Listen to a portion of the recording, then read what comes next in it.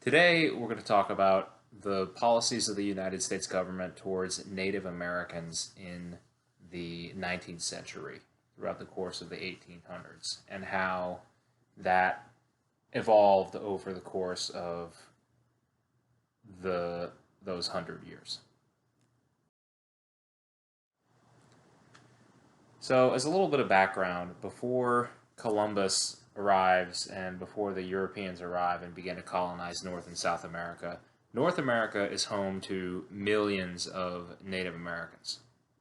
And pretty much all parts of America are home to significant Native American populations, home to one or more Indian tribes.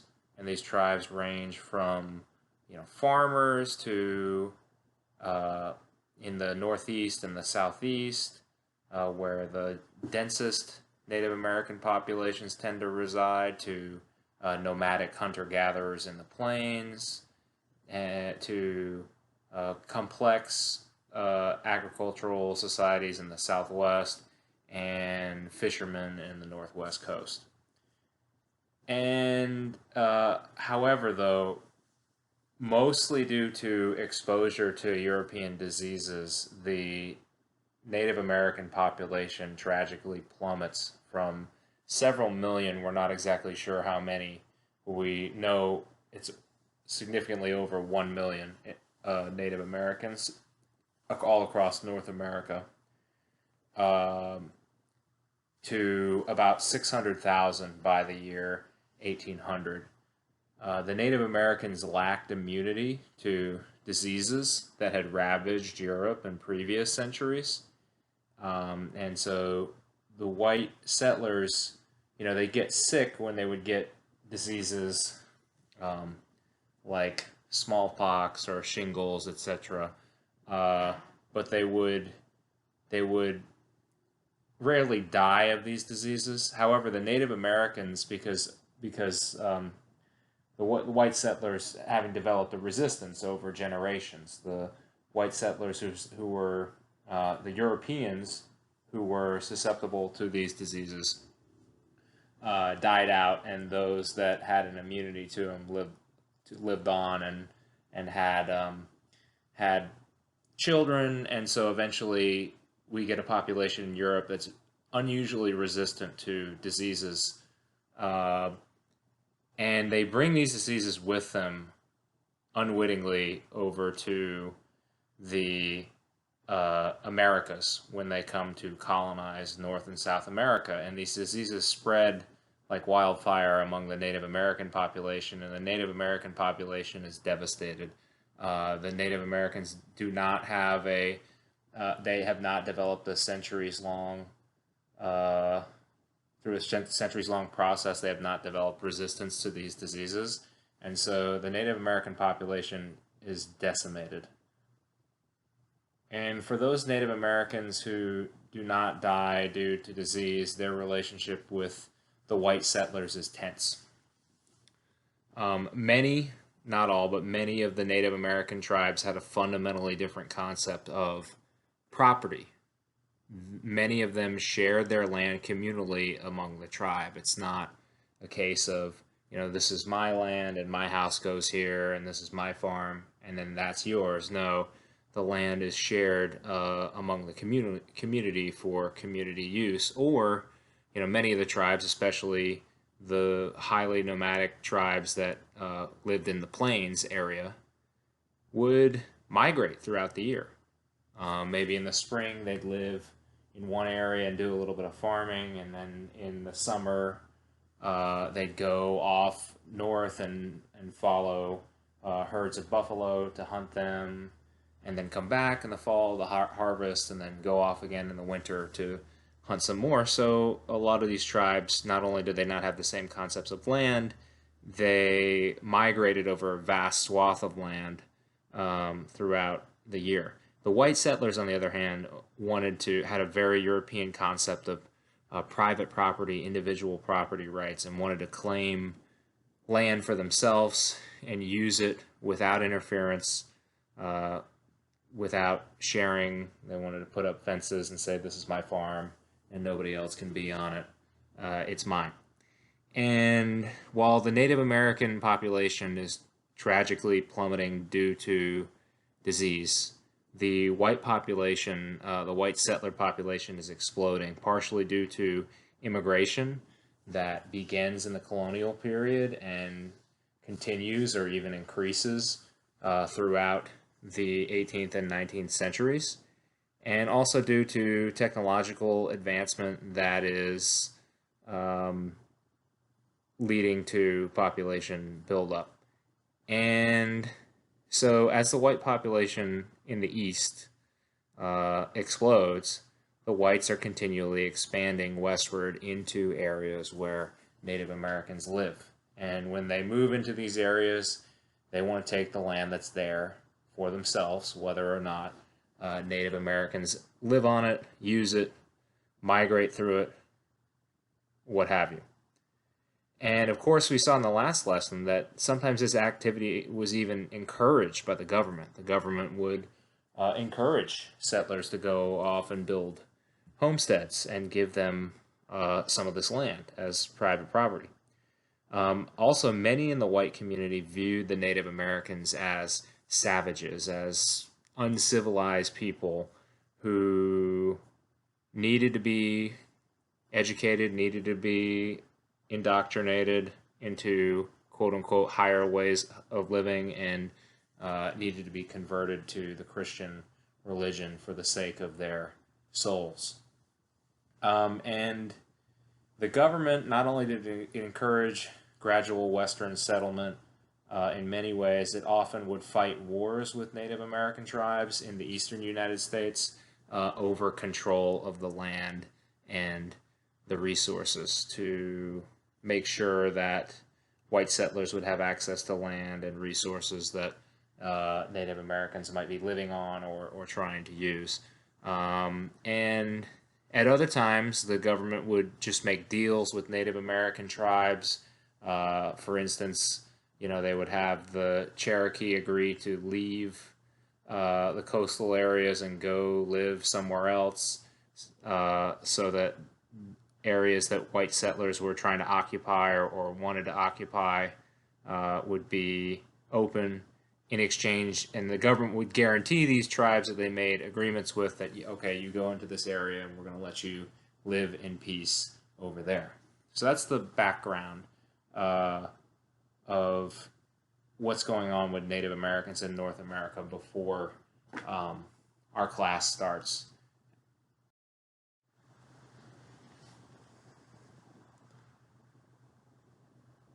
Now, with a law passed in 1830 called the Indian Removal Act, the government's Indian policy becomes more aggressive. And with this law, the government starts a formal policy of Indian removal. So now, all the Native Americans living in the southeast and the northeastern United States, those two regions we saw on the map, they've got to move. Okay, regardless of any deals that have made in the past, the government is forcing them to move out to these places in the western United States, and you can see one of them on the screen in red there in what is present-day Oklahoma. These places called reservations. Now, what is a reservation? It is a area of land in the United States that is kept separate, that is reserved and set aside as a place where one or more Native American tribes can live. And within the borders of the reservation, so within each of those little squares in that red patch on the map, for instance, within each one of those borders, a different Native American tribe lives autonomously. They're independent they stay within those borders, and they can kind of govern themselves and live by themselves without interference from Americans or the U.S. Government. Now, these reservation lands that Native Americans were forced to move on were often less desirable. They're lands that don't have a lot of natural resources. They're lands that are much more difficult to farm on than the lands in the southeast and northeast where the Native Americans were forced to move from. They're obviously not the ancestral homes of these tribes. They're not where these tribes have been living for centuries. They've been living in land that often has a lot of spiritual significance to them, and they're being forced to move to these reservation lands which don't have any significance to them. And in executing this policy of Indian removal, the government is breaking a lot of the agreements that it had previously made with these tribes, that you're going to be able to move into these uh, areas, these yellow areas on the map, and these are going to be Indian land. And then eventually, as the white population starts to creep to the west, the government betrays those agreements, and now the Native American tribes have to leave the yellow lands and move further out west to these reservations. Also in the process of Indian removal, I'm sure you guys are familiar with the Trail of Tears. You've studied it in 8th grade. The government is showing little to no regard for the lives of Native Americans. Thousands are dying during this movement to reservations because the government is forcing them out in a way where they have little respect for the lives of the Native Americans and are very brutal in executing this policy. And many of the Plains Indians, the Native Americans living not in the northeastern or southeastern areas, the ones who are nomadic hunter gatherers are very, very resistant because their lifestyle is not to be confined to a little red square, a couple square miles. It is to migrate a large distance, hundreds or thousands of miles throughout the year, to follow the buffalo and hunt and use the buffalo for food and for fuel and for other make tools and dwellings and other resources. So they bristle at the idea of being confined to the reservation land, and the government fights wars with a lot of the Native American tribes on the plains who refuse to stay on reservations for much of the rest of the 19th century. Now, some feel that this policy of Indian removal is brutal, and they feel that confining to the Native Americans to the reservations is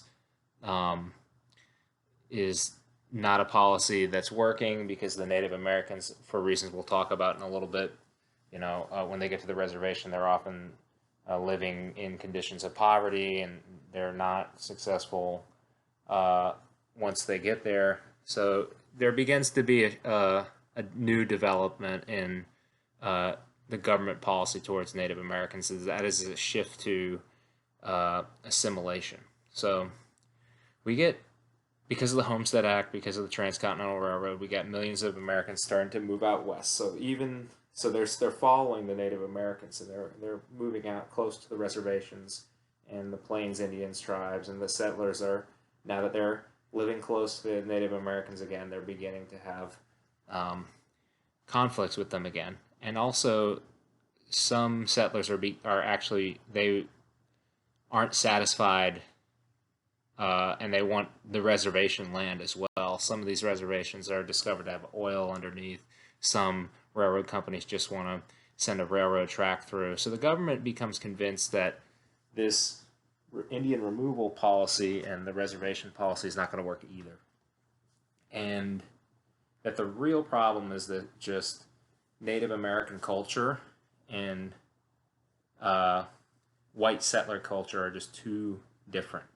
And because of the differences in religion, the differences in belief system, especially with regard to property rights, the differences in lifestyle are just too different, and so Native American culture and settler culture can't coexist on the continent. And so these people believe that the Native Americans must be assimilated. They must be forced to adopt white culture. Assimilation is when a minority group comes to assume the values, habits, and behaviors and beliefs of a dominant group. And sometimes this happens just naturally. We have a lot of throughout the course of American history, we're a nation of immigrants. We've had millions and millions of immigrants to the United States, and they come and they add some of their culture to the United States, but also to a large extent, immigrants that come to America adopt much of the culture of America once they get here. So, you have a a boy from China who comes over to the United States with his parents, and he retains, many aspects of the culture, and he and his family retain many aspects of the culture of China, the place from which they came, and they add that to the tapestry of American culture. But they also assimilate to an extent. They also adopt aspects of American culture. Maybe this kid starts wearing blue jeans. Maybe he starts watching American football, eats cheeseburgers. Maybe the family starts going to church. So assimilation is something that often happens naturally within a nation, but the government wants this assimilation, which is not really happening naturally with the Native Americans. They want it to happen. They want it to be forced on the Native Americans.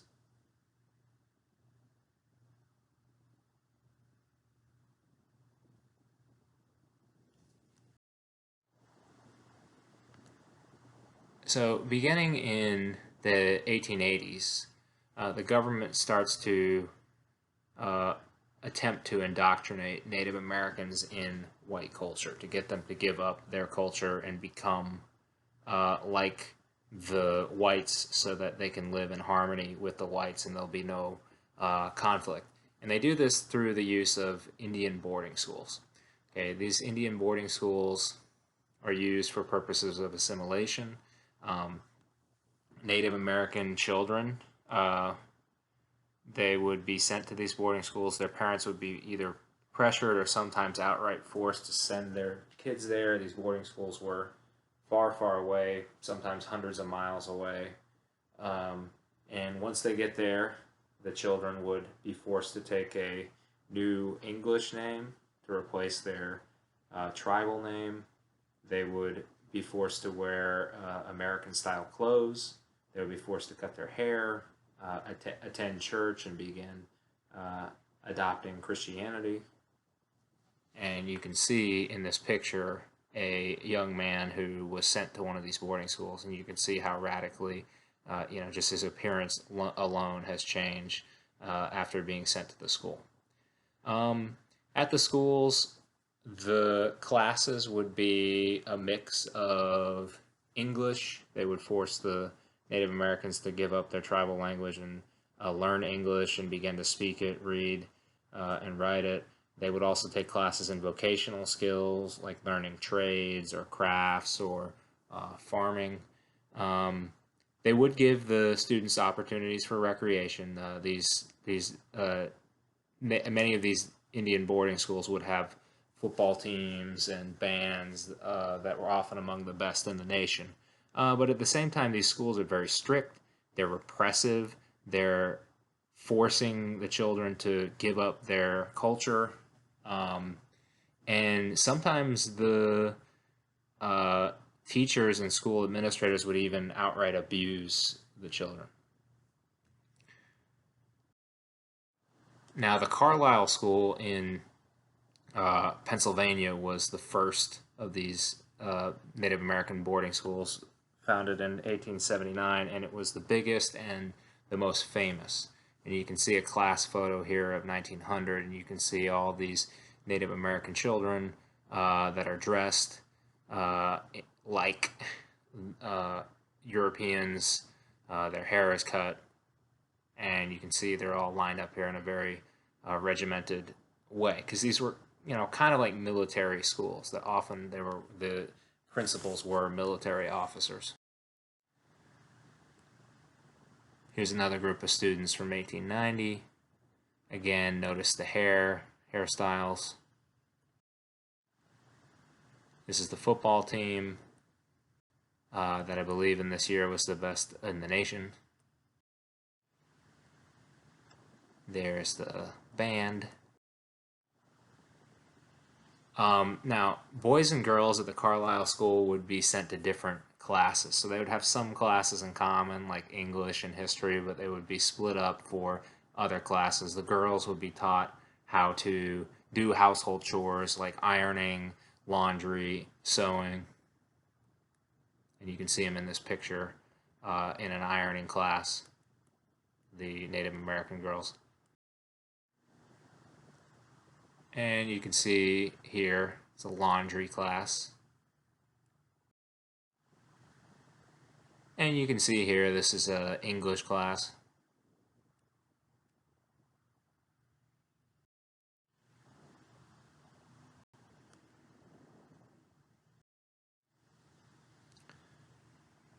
So these schools were used extensively in an attempt to assimilate Native Americans, to force them to adopt the white culture so that they could integrate more seamlessly, and that there would be no conflict between the white settlers and the Native Americans, because there were no cultural differences.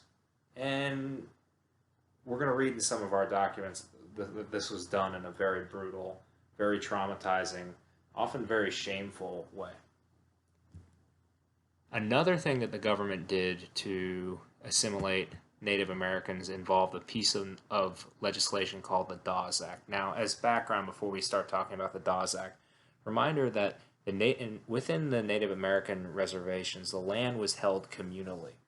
It wasn't that this piece of land belonged to one Indian and then this piece of land belonged to another Indian. No, the land was held collectively by the whole tribe. The whole tribe shared the entire reservation. And we talked about how the transition to living on reservations was hard for a lot of Native Americans. One, because for those Native Americans who were farmers, who lived the farming lifestyle before moving to the reservations, these lands were often barren and inhospitable for farming, very difficult to farm on. So they struggled with that. And then many of the Native Americans weren't farmers at all. They lived the hunter-gatherer lifestyle, which didn't translate at all to the reservation. So we have a lot of Native Americans living in severe poverty on these reservation lands. And this became apparent to the rest of America, and many people felt like something needed to be done about this, that these Native Americans living on the reservations who were suffering needed to be helped. Now, their idea of help was passing this law called the Dawes Severalty Act of 1883. And the Dawes Severalty Act of 1887, excuse me, that's a typo in the slide. It partitioned or split up, kind of chopped into pieces, chopped into squares, these tribal lands. So you can see here on the map, and they split them up into individual allotments, individual pieces of land to be given to each Native American to farm on. So you can see here, this is the Rosebud tribe reservation, and you can see what the Dawes Act is doing here. It's taking this square of land and it's splitting it up into it's taking this big collective piece of land that's shared by the whole tribe and chopping it up into squares, and each of these squares is going to a different individual Native American or individual family within that tribe. And what the Native Americans are supposed to do with these squares of land that they get from made out of the tribal lands under the law is become farmers. The official motivation for why this was done was, again, to decrease poverty. They wanted Native Americans to succeed, and they would give them a little bit of money to buy farm supplies and start their own individual farms, and give them a little bit of education to do so. There were other motivations as well. Number one, assimilation. The idea was that if we can force these tribes to stop living their previous hunter-gatherer lifestyle, they may be more easily able to assimilate within uh, the dominant American culture, and also they wanted to open up some of the reservation land to business use. Now, how would the Dawes Act do that? Well, when these reservation lands are shared by everybody, by the whole tribe, one one Native American cannot sell a part of the reservation. If it's shared by everybody, there's nobody who owns it, so a piece of it can't be sold off to a white businessman who wants to dig underneath it for oil or who wants to build a railroad track across a piece of the reservation. It can't be sold off if it's shared by the tribe, but if it's cut into allotments, then an individual Native American can sell his little square off to a white businessman. So that was another seems likely ulterior motive for this law. Um, so those were the motivations. The reality was that many of these plots, these squares, were way too small on the barren soil to successfully farm on. When the soil is not very rich, you need a lot of land because you've got to rotate your crops, you've got to irrigate and bring water in, and these plots that were being handed out were simply too small, and the natives didn't have enough money. They weren't given enough money to buy the necessary tools and supplies and materials to start up a farm anyways. So most Native Americans did not succeed. They did not want to adopt this lifestyle anyways. And a lot of them grew desperate and sold off the land to real estate speculators who bought up cheap land from desperate, impoverished Native Americans. So overall, we can see that Native American federal policy towards Native Americans during the 19th century was largely comprised of two things. At the beginning, the emphasis was on removing the Native Americans from the eastern lands and pushing them onto reservations in the west. And then the emphasis and the focus began to shift to taking those Native Americans on reservations and assimilating them and forcibly getting them to change their culture to the dominant white American culture so that they could be incorporated and into the United States.